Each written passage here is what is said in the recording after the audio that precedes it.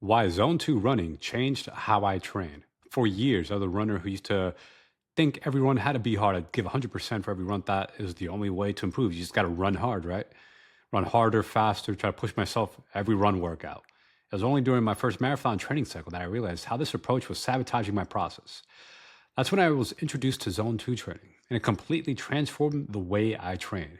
If you've been feeling stuck in your training or constantly battling with fatigue, shin splints, or worse, injuries like runner's knee, then it might be time to rethink your approach. Zone 2 running could be the breakthrough you've been searching for. The problem with all out running. Many runners might include fall into the trap of running too hard too often. You lace up your shoes, hit the pavement, and push your pace because it feels productive. But here's the harsh truth: running hard every day is a fast track to burnout and injury. Research shows that nearly 80% of runners get injured due to training mistakes, and overexertion is one of the biggest culprits. When I began my first marathon prep, I ignored the signs. Right, my legs were constantly heavy, couldn't recover between sessions, and every run became a grind. I was unknowingly teetering on the edge of overtraining. Thankfully, I had a coach who pulled me back, introduced me to Zone 2 training, and showed me how to train smarter, not harder, so I could get out of that trap of doing too much, too soon, too hard, all the time. So, what is Zone 2 training? So, Zone 2 training, a method based on heart rate zones or pacing and perceived effort zones, also known as polarized training, is a foundation for where most of your training is at the low intensity zone.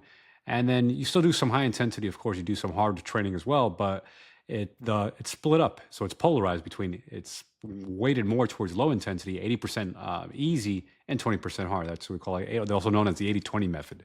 Again, it's 80% of your runs are easy and only 20% are hard.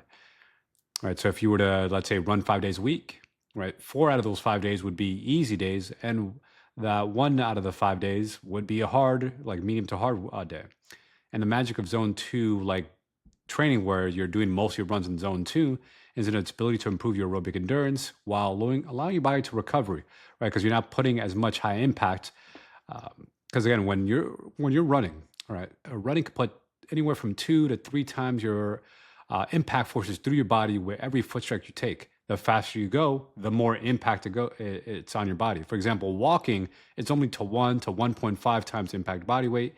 And then I would say like slow running is about, like two times body weight, or 1.75 or 2 times body weight. While fast or hard running could go up to like 2.5, 3. Like if you're sprinting, like you're doing all out sprints, that could even go up to like 4, even 5 times body weight. So you can see how just increasing the speed increases the impact, the high impact. Running is already high impact to begin with, but the faster and harder you go, it's going to be even more impact on your body. When you're doing like Zone 2, it's just less impact. So it's kind of like just physics. You're just putting less impact on your body. So then when you're throughout your training week, your body's not getting cumulative stress as much as if you try to do like, 3 hard workouts, 2 easy workouts, and now you're doing more hard than easy. That's going to put more, impact on your body, more stress. So running in Zone 2 ensures you're working at a pace where you carry a conversation. Essentially, it's easy, it's sustainable, where you could, have a call with your friend or talk to your friend if you're running with a buddy in person. And they're like easy, sustainable miles where you're not gasping for air. So how Zone 2 training builds a better runner? So Zone 2 training isn't just easy running for the sake of it. It's about creating a strong, efficient aerobic system that is the backbone of distance running performance. A low intensity exercise triggers unique physiological adaptations that stronger runners, especially for distance running, rely on, such as enhanced recovery. By reducing overall stress in your body, you show up to your harder workouts with fresh legs, ready to push your limits. Better fatigue resistance. Zone 2 running leads to lower levels of IL-6, interleukin 6, a marker that's like an immune marker responsible for muscle fatigue.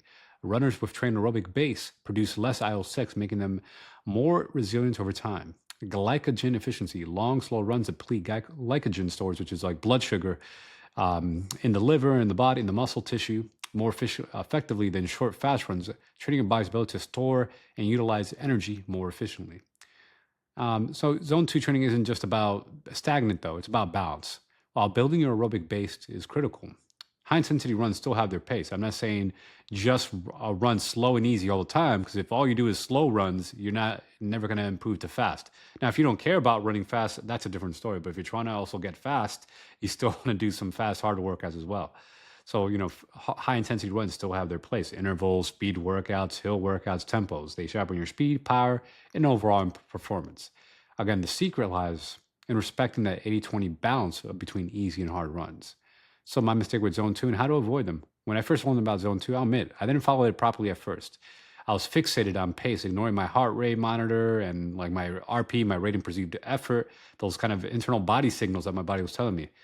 And there's nothing more tempting than speeding up when you think you should be by training hard. You're like, oh, it's easy, but I'm feeling okay. I'm just going to speed up a little bit. But here's what I learned through trial and error that can save you from my mistake.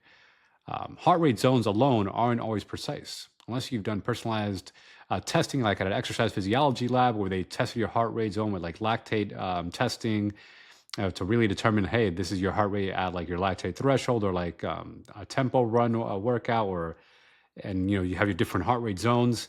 Generic formula like 220 minus your age can sometimes be misleading in thinking that maybe your zone 2 is higher than it is or lower than it is, and so you could be inaccurate unless you got the formal testing like exercise physiology lab. Doesn't mean you can't use heart rate, but it should be used in combination with other things. For example, pace. Now, pace is also good, right? Because you could see just how fast you're running a certain pace. Is it a 6-minute mile, 7-minute mile, etc. But pace is also only part of the picture. So heat, humidity, fatigue, or even hydration levels can affect just how hard you can maintain a pace, right? If you're going uphill, your pace is going to slow down. Or if you're just already fatigued towards like the end of a run, your pace is also going to slow down. So your effort also matters more than just pace alone. So this is where you combine heart rate, pace, and RPE, rating perceived effort. So you combine these multiple measures, and then you're going to have a better gauge of your different, if you're truly in zone 1, zone 2, etc., the different, easy, hard zones. And this was going to be more accurate. And if you even want to get even fancier, you could also get something called a power meter. So power actually measures how much power. Come on, like cyclists, they use power meters for their bikes. You could actually get power meter they could attach to their shoe. There's one brand that I think it's a Stride power meter. So Stride is like a little power meter clip you attach to your shoe to actually get power. It's supposed to be more accurate than just relying on heart rate or pace alone, because it kind of factors in just how hard the ground reaction forces are going in, and you'll get an estimate or a measure of power that can be more accurate. So you could actually use a fourth measure if you want to get extra fancy. Anyhow, when I committed to the Zone 2 principles, the results amazed me. I improved my marathon time. I broke 3 hours and 30 minutes, my first marathon. And also just for other races going forward, I noticed that, hey, I was able to train. It was more enjoyable. I wasn't always fatigued. My legs didn't feel like bricks. My recovery improved. And again, running just became something that I enjoyed again instead of a daily grind. So how to implement Zone 2 training in your schedule? If you already tried Zone 2 training, here's how to get started. Master the 80-20 split. Zone 2 training is also known as the 80-20 method. There's different sources on this of, 80-20 different authors and researchers who talk about 80-20. They also call it polarized training. But anyhow, it's essentially 80% of your runs are easy, 20% hard. So again, dedicate, if you want to split it up by days of the week that you train. So again, if you train 5 days a week, 4 days will be easy and conversational, while 1 day will be like a hard run, speed, or tempo or hill workout. And then you can also spread out the volume, the intensity by just a percentage of your weekly mileage. Like, okay, 80% of your weekly mileage will be in the easy zones, and then 20% of your weekly mileage will be in the hard zone. It's another way of thinking of it. So determine your Zone 2 heart rate. So you could use a watch, a heart rate monitor to get an estimation of your heart rate. Do a time trial, like a 30-minute time trial, because you could use a test called the 30-minute time trial to estimate, hey, your peak heart rate for like a hard run. It's kind of close to a lactate threshold that you would do in the lab with an exercise physiologist. Do the 30-minute time trial, and then you can see, okay, this was kind of like your peak heart rate, especially if you did it the time trial correctly, or you ran hard. You're like, okay, this is where like the hard heart rate. You can see how the zones progress, and then your watch can give you like a estimation of whether you're using a Garmin, an Apple Watch, a Coros. A lot of these watches, so then you could use that time trial to then estimate, okay, 60 to 70% of your max heart rate from the time trial. So let's say 60%. And then you can say, okay, that was like your easy, or, zone 1, zone 2 would be like 60% of your max heart rate from that time trial. However, remember, this is still a guideline. You also want to use other, the RPE scale, rate and perceived effort, in addition to, like, say, the peak pace as well.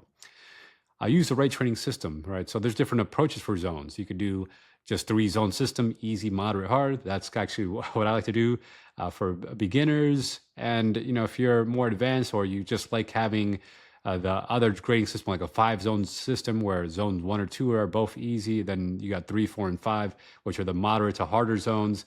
It could be a bit more precise, but then requires more attention of how your body feels, and then a little bit more calculation with the different heart rate zones, and then be able to keep discipline to stick to those different zones. And using RPE could be a great tool for beginners. And if you don't want to rely on technology all the time, so an easy zone for, let's say, 0 to 10 RPE scale, rate and perceived effort, would be like a 3 out of 4 doing easy runs. And then if you're running harder, it's going to be like a 6, 7. If you're doing like top end speed, like maximal sprints, it might be like 9 or 10 out of 10 effort. If you're going 100% on a 400-meter repeat quarter-mile sprint. Well, again, we're talking about easy runs here. See, I'm even getting carried away talking about speed. So when it easy runs, think about like an easy, relaxing 30-minute jog, right? You could maintain that. How should that feel, right? If you ask yourself from 0 to 10, maybe it's like a 3 out of 10 effort. And yes, when you're doing a long run, you're going to start getting fatigued, and that effort's going to go creep up a little bit. Or if the weather's really hot, or if it's really cold. But RP could be a great tool, especially for beginners, and especially people who just don't always want to rely on their watch or the data. You also want to see how your body feels.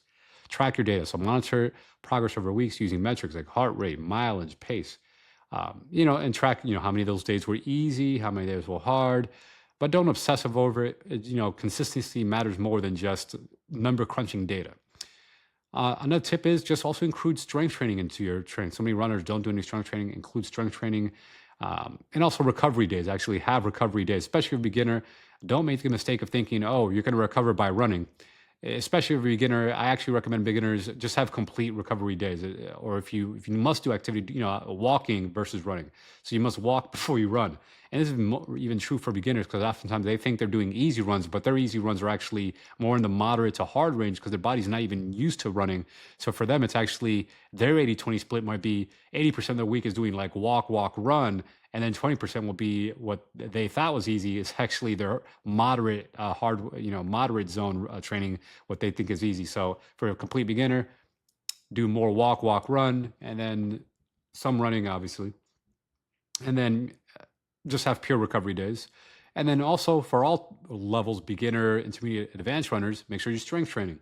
So include like full body strength training, especially training your legs, your quads, hamstrings, glutes, at least 2 times a week, or even 3 times a week. Just helps boost your resiliency, so you bounce back from injuries, and also helps improve your running efficiency. So you're a stronger runner. A stronger runner can then tolerate running where the impact is not as much on the body. And then you could also have easy runs by doing strength training, which is something that a lot of runners don't kind of recognize, that strength training also makes sub-maximal activities like easy runs. It can make easy runs even easier and more enjoyable.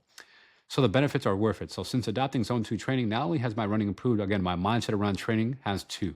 I no longer feel the need to prove myself on every run. Instead, I focus on the bigger picture, building fitness sustainably, enjoying the process, and preventing burnout. Improved fitness, fewer injuries, longer longevity, and faster race times, are all waiting on the other end side of proper Zone 2 training. It's not just about running easier, it's about running smarter. The bottom line, if you're looking to elevate your running while staying injury-free, Zone 2 training can be a game changer for you. And remember, finding balance between easy and hard runs is where the magic happens. And if you need help and you want to see free training that I have, I'm going to drop a link in here to my free training. And in that free training, you could also have the option to book a call with me if you want to talk one-on-one about running strategy and how you can implement Zone 2 to help your running.